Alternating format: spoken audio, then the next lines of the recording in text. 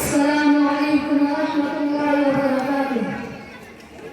الحمد لله رب العالمين، والصلاة والسلام على رسوله الكريم.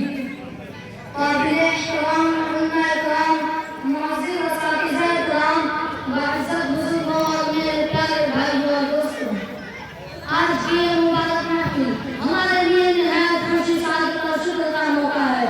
آج ہم یہاں اللہ تعالیٰ کے پاک کلام کی تکمیل کی خوشی منا رہے ہیں. آج وہ بچے جنہوں نے مہینوں اور سالوں کی محنت سے قرآن مجید کو کثیروں میں محفوظ کیا ہے ہمارے سامنے موجود ہیں. یہ صرف بچوں کی کامیابی نہیں بلکہ استاد کی محنت، والدین کی قربانی اور اللہ تعالیٰ کے خاص فضل کا نتیجہ ہے.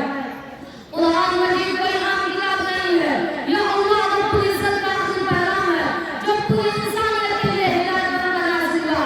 یہ ہمیں جینے کا سلیقہ سکھاتا ہے، یہ ہمیں سچائی، صبر، محبت اور عدل کا درس دیتا ہے، اور یہ دلوں کے اندھیروں کو نور سے بدل دیتا ہے.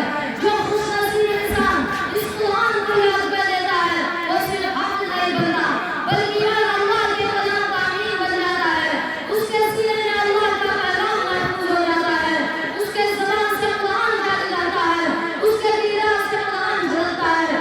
نبی کریم صلی اللہ علیہ وسلم نے فرمایا